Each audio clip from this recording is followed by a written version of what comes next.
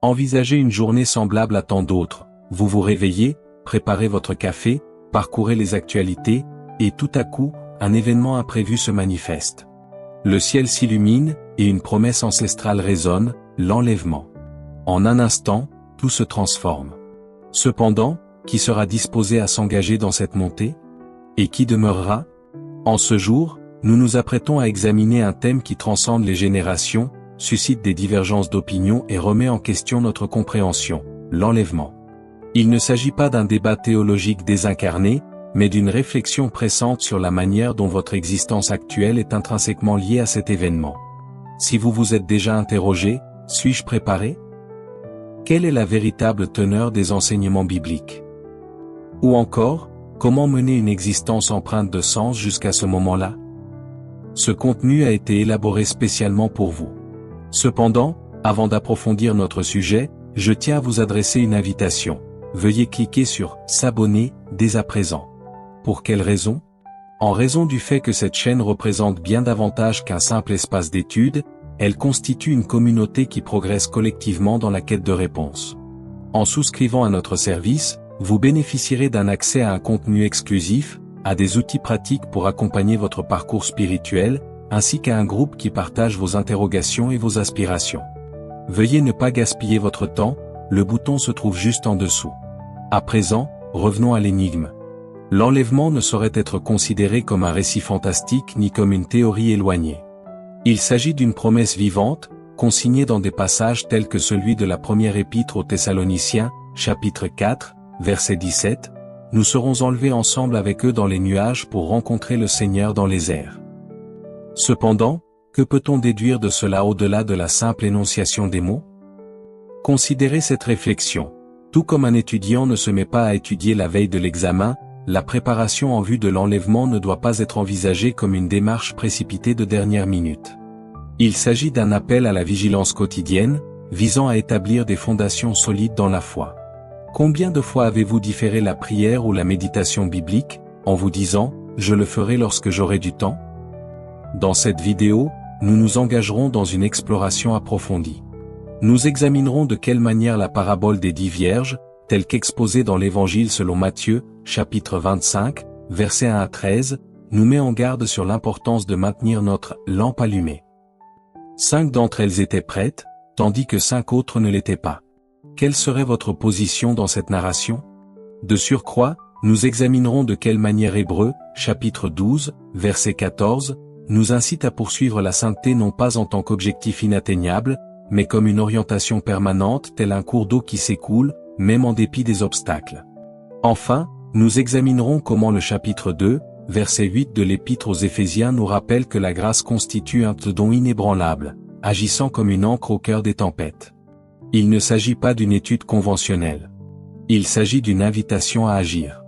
Chacun des principes que nous examinerons aujourd'hui a le potentiel de modifier votre perception de la vie quotidienne, de vos décisions et de votre héritage.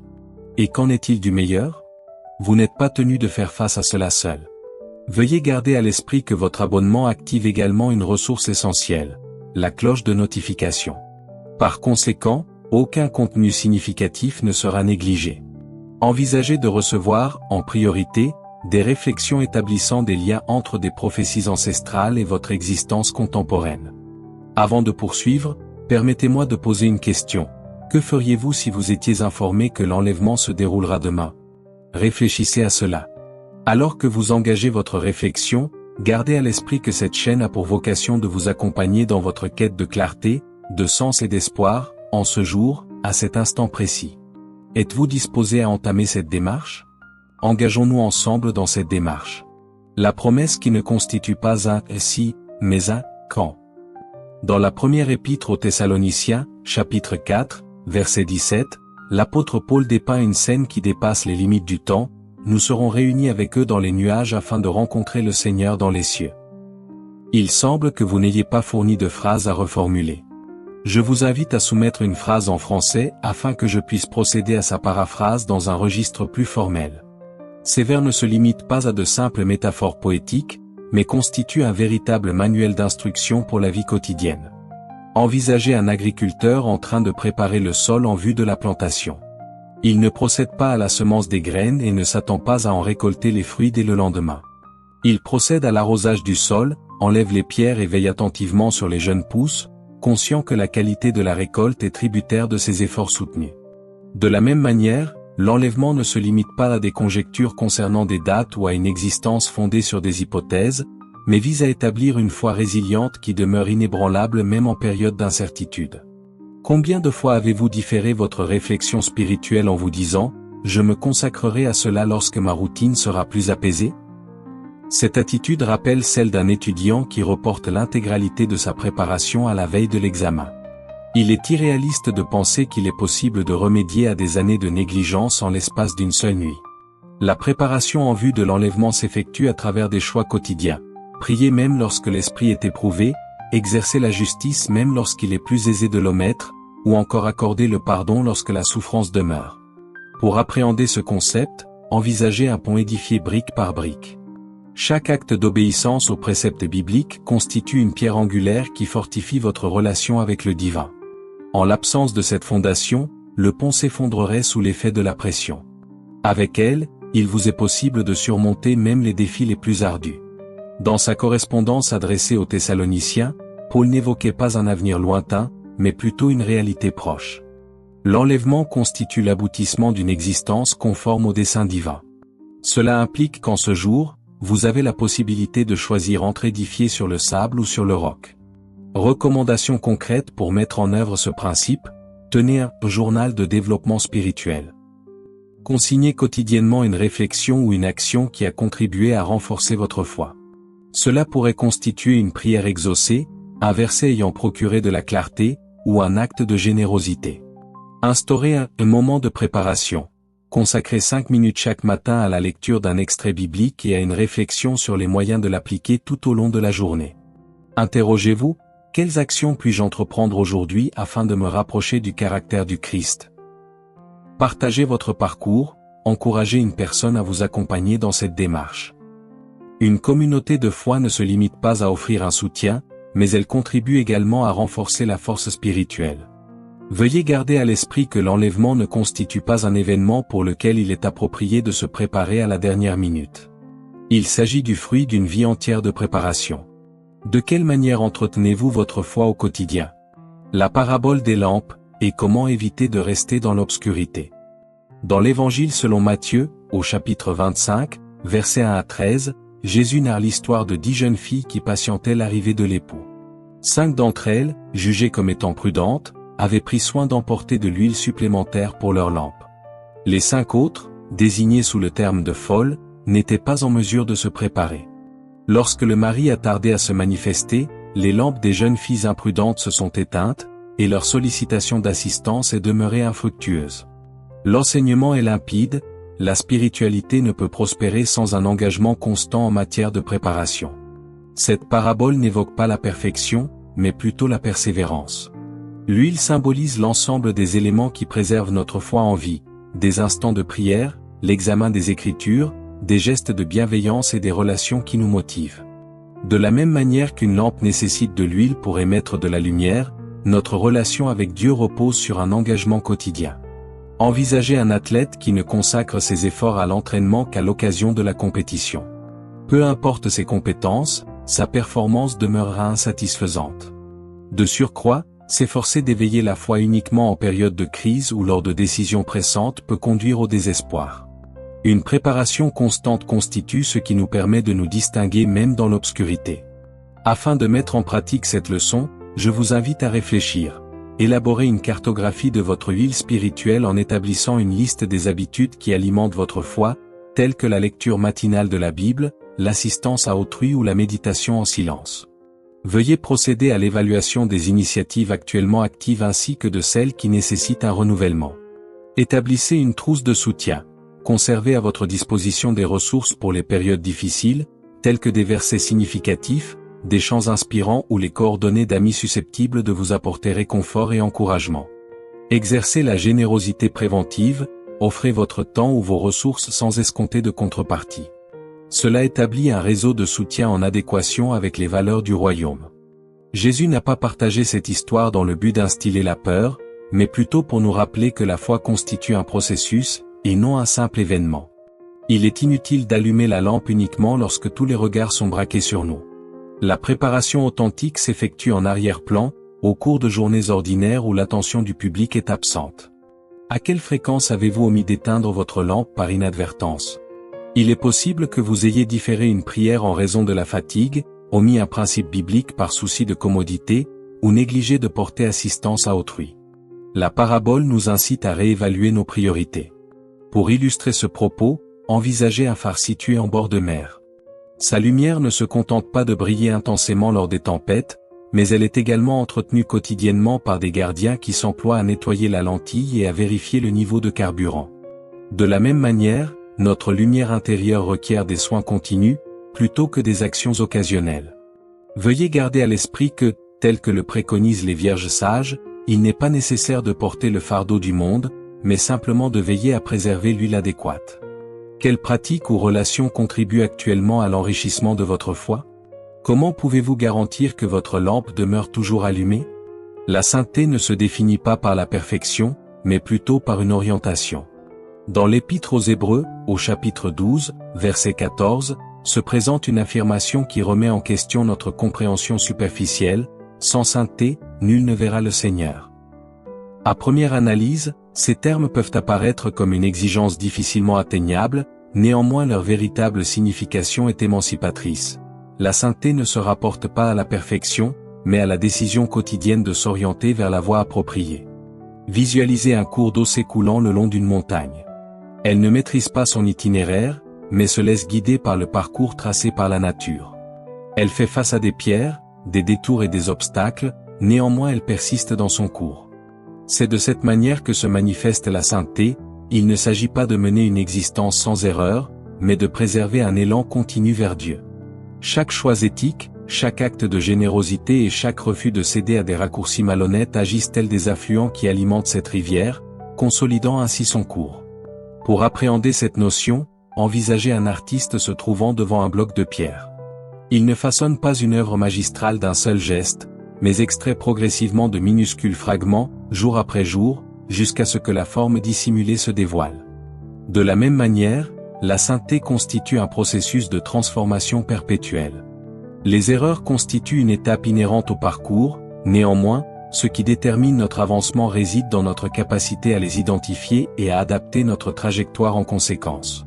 Jésus ne nous convie pas à atteindre l'irréprochabilité, mais à demeurer fidèle dans notre orientation. Dans l'Évangile selon Jean, au chapitre 8, verset 36, il est affirmé: « Vous connaîtrez la vérité, et la vérité vous libérera. » Cette liberté s'initie lorsque nous harmonisons nos actions avec les principes divins, même dans les moments de difficulté. Comment mettre cela en œuvre dans la pratique? Accueillez le parcours, plutôt que le résultat. Si vous avez fait une erreur aujourd'hui, qu'il s'agisse d'une parole blessante, d'une décision égoïste ou d'une négligence, ne vous laissez pas paralyser. Considérez-la comme un détour, et non comme une conclusion. Par exemple, dans l'éventualité où vous auriez causé du tort à autrui, il serait approprié de présenter des excuses et de s'efforcer de restaurer la relation. La sainteté se définit par la persévérance, et non par une réussite ininterrompue. Établissez des jalons d'intégrité, formulez des règles succinctes qui incarnent vos valeurs. Cela pourrait comprendre: s'abstenir de participer au commérage au sein de l'entreprise, même en cas de pression. Allouer une portion fixe de vos revenus aux personnes dans le besoin, même en période de restriction budgétaire. Accorder la priorité à l'honnêteté dans des circonstances où le mensonge pourrait sembler plus commode. Impliquez-vous au sein de la communauté. À l'instar d'une rivière qui reçoit ses eaux des affluents, notre sainteté s'épanouit par le biais des liens tissés avec autrui. Engagez-vous dans des groupes d'études bibliques, partagez vos difficultés avec une personne de confiance ou impliquez-vous dans des initiatives sociales. Le voyage s'effectue de manière collective, et non de façon solitaire. Il est aisé de confondre la sainteté avec la rigidité, cependant, celle-ci représente en réalité une forme de liberté. Lorsque nous optons pour l'adhésion aux principes divins, nous nous affranchissons de la culpabilité, de la peur ainsi que des normes humaines restrictives. Comme l'indique l'Épître aux Galates, chapitre 5, verset 1, c'est pour la liberté que Christ nous a affranchis. De quelle manière vos décisions quotidiennes influencent-elles la formation de votre caractère? Quelle pierre devez-vous ôter aujourd'hui afin que le cours de la sainteté puisse s'écouler de manière plus fluide? Veuillez garder à l'esprit que la sainteté ne constitue pas une finalité, mais plutôt un processus en perpétuel mouvement. Peu importe votre situation actuelle, l'essentiel réside dans la direction que vous choisissez de prendre. Chaque avancée, aussi minime soit-elle, constitue un progrès vers cette promesse de rencontre dans les cieux. L'encre imbrisable et son impact positif sur votre situation actuelle.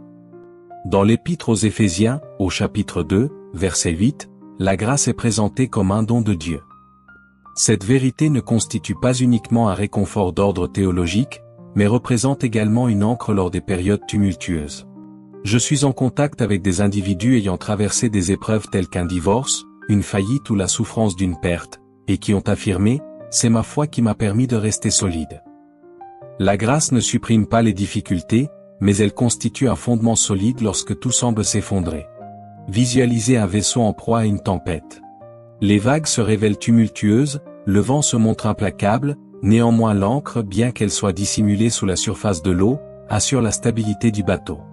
De la même manière, la grâce divine ne nous dispense pas des épreuves, mais elle nous confère l'équilibre nécessaire pour ne pas être submergé par l'adversité.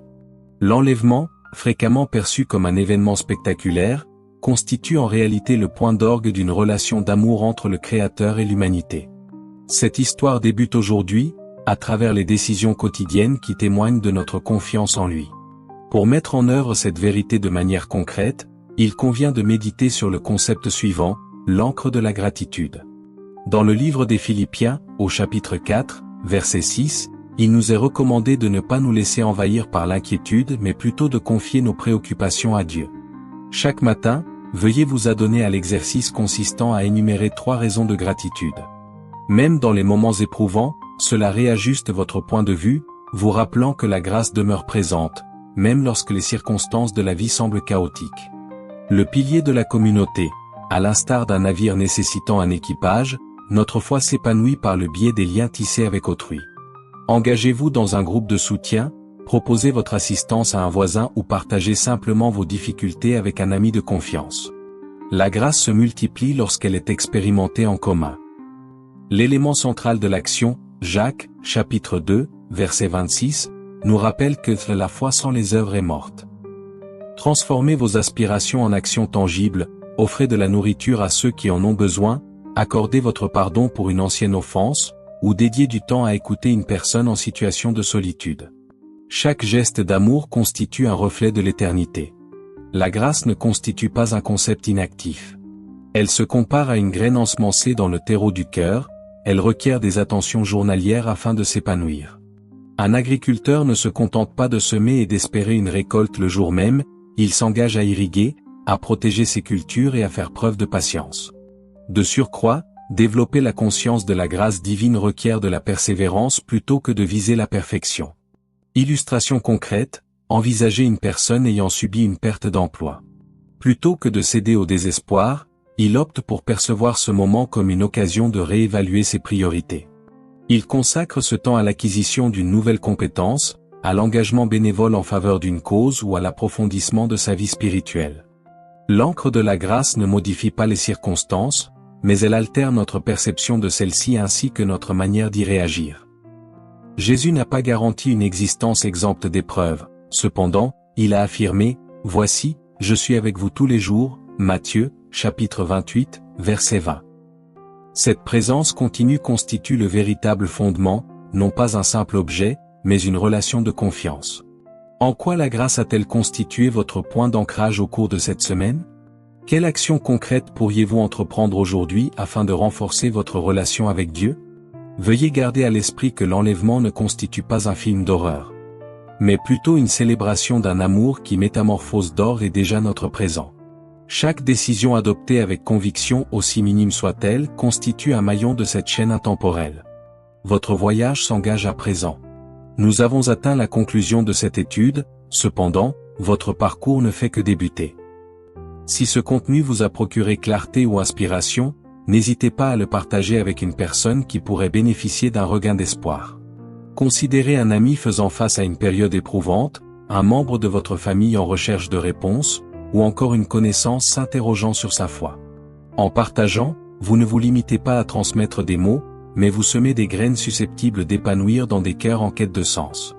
Rappelez-vous des illustrations que nous avons examinées ensemble. Le cultivateur patient, conscient que la récolte nécessite du temps et des soins attentifs. À l'instar de la manière dont il sème et arrose quotidiennement, il est impératif que votre foi soit également entretenue avec diligence et constance. Chaque prière, chaque instant consacré à l'étude biblique et chaque acte de bienveillance constitue une avancée vers la récolte spirituelle. Les vierges prudentes, qui ont saisi que la préparation ne doit pas être effectuée à la hâte. Elles avaient conservé une quantité d'huile supplémentaire pour leurs lampes, nous rappelant que notre spiritualité doit demeurer toujours prête, même lorsque le Seigneur semble tarder. La rivière qui s'écoule, s'ajustant aux obstacles tout en préservant son chemin vers la mer. De la même manière, il est possible que votre existence soit confrontée à des épreuves. Cependant, une orientation adéquate, conforme aux principes divins, assurera que vous parveniez à votre destination éternelle. L'ancre inébranlable, qui nous assure une stabilité constante même lorsque les tempêtes de l'existence se déchaînent. Cette ancre représente la grâce divine, qui nous accompagne dans les moments d'adversité et nous rappelle que nous ne sommes pas isolés. Comment mettre en œuvre cela dès aujourd'hui? Tout d'abord, appliquez la règle des 3 actions. Une graine de foi, réalisez aujourd'hui une action qui témoigne de votre confiance en Dieu, même si celle-ci est modeste. Cela pourrait se manifester sous la forme d'une prière particulière, d'un geste de générosité ou d'une prise de décision éthique. Un message porteur d'espoir, transmettez un message à une personne qui en éprouve le besoin, je vous adresse mes prières ou je crois en vos capacités. Des termes simples peuvent exercer une influence considérable. Une étape de préparation, examinez vos habitudes. Quels éléments pourriez-vous modifier afin de renforcer votre lampe spirituelle? Deuxièmement, tirez parti de la technologie à votre avantage, veuillez cliquer sur s'abonner et activer la cloche de notification. Par conséquent, vous ne négligerez pas les recherches établissant des liens entre les prophéties anciennes et votre quotidien contemporain. Veuillez enregistrer cette vidéo afin de pouvoir la consulter lors de moments d'incertitude. Elle se transformera en un puits auquel vous aurez la possibilité de revenir pour y puiser une eau vivifiante. Troisièmement, établissez votre boîte de témoignages. Consignez dans un carnet ou sur votre téléphone des récits illustrant la manière dont Dieu a œuvré dans votre existence, y compris dans les aspects les plus modestes. Un jour, ces souvenirs constitueront des repères pour évoquer sa fidélité. Jésus ne nous a pas abandonnés à notre sort. Dans le chapitre 14, verset 18 de l'Évangile selon Jean, il est promis, « Je ne vous abandonnerai pas en tant qu'orphelin, je reviendrai vers vous. » Cette certitude ne se limite pas uniquement à l'avenir, mais s'applique également au présent. Chaque décision adoptée avec conviction, chaque acte d'amour et chaque instant de prière s'inscrivent dans le cadre du dessein divin. Un ultime défi, la semaine prochaine, tentez de vivre comme si l'enlèvement devait se produire dès demain. Non pas par crainte, mais par nécessité d'aimer, de pardonner et de vivre avec un objectif. De quelle manière cela modifierait-il vos priorités? Cette chaîne ne se limite pas à être un simple espace d'étude, elle constitue également une véritable communauté. Vous trouverez ici un accompagnement, des réflexions ainsi que des encouragements pour les derniers jours, ainsi que pour les premiers pas vers l'éternité. Au plaisir de vous retrouver prochainement, et que votre foi demeure constamment vivante, et non seulement théorique.